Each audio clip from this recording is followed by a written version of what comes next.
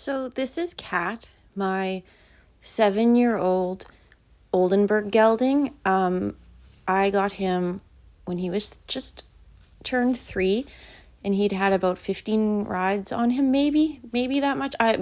10 to 15. He's a big guy. He's done a ton of growing in the past couple of years, and I've taken it quite slow with him.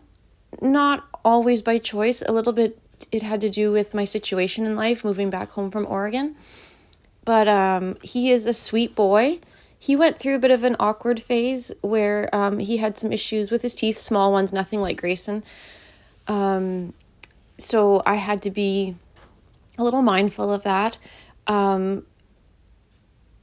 His big issue, and here I am just trotting around with him, is when I got him, was very braced and tight in the jaw.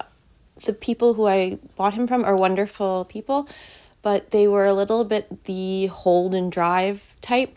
He was quite short in the neck, and if you tried to let his neck out, he would just collapse and brace his jaw and lean down and just barrel along. And I was like, woo, along for the ride. So I started riding him differently from the get-go, but he went through so many growth changes that it wasn't maybe the most, you'd have big improvements and then he'd grow and he'd go back to leaning forward and bracing. So that's why I carry my hands a little bit higher. I'm trying to encourage him I do a little bit of the Philippe Carl situation where I think about lifting him a little and then giving. I'm really trying to encourage him to lift his chest, his thoracic sling, and push forward into my hand without bearing down. And that's why I do a lot of trotting in posting trot. I don't want him to rush. He would get very quick and tight. I want him to kind of take it slow and easy. Not terribly slow, but maybe a little slower tempo and lighter. So I think about kind of lifting and sending him out and forward. And I go a little wide so that I can get around his lockjaw. I think about getting around the neck to his jaw. He's greener in the canter, and the main reason was I started him cantering in Oregon, but when we moved and everything, we went to a barn where it was just a bit of a smaller space, and he was growing and changing, and he would canter in there fine. But when I moved to the bigger outdoor arena, it just took a lot more strength and suppleness from him to be able to flow around in this bigger space. So I just took my time with it. I did a lot of trot work. I really built him up. And here you can see I really like how he's carrying himself. I can put my hands forward and he'll reach to them, but he won't bear down.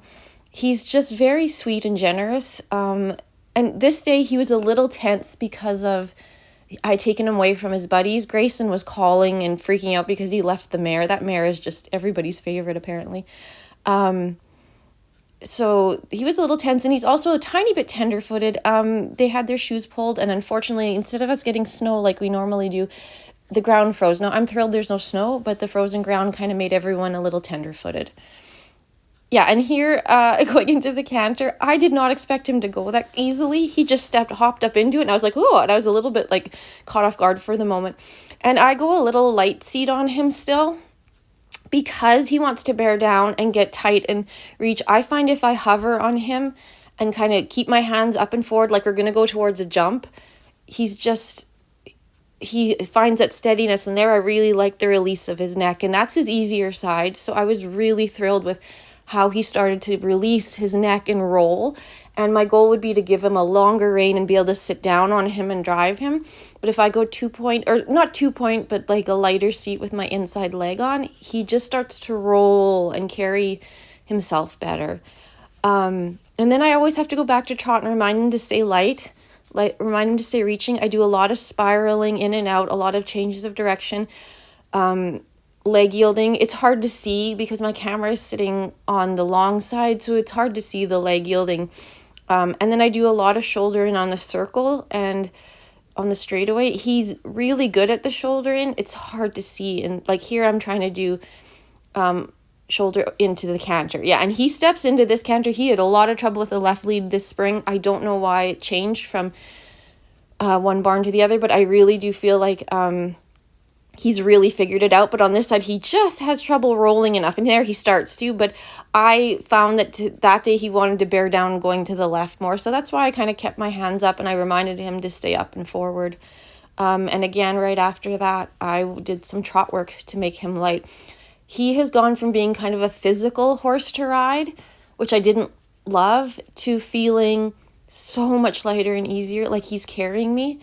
I can really relax my seat and I can give my hands forward, and I just love how he's going now. I love that he's doing shoulder in really nice, but I've really taken it slow, and I do that with my young horses. Even though he's a little behind where I would want him, I don't even worry about it. I just like him being really relaxed and fluid and swinging. I don't ever put a timeline on them. I'm probably boring because of what I do with them. I need to get him out on the trails, him and Gray.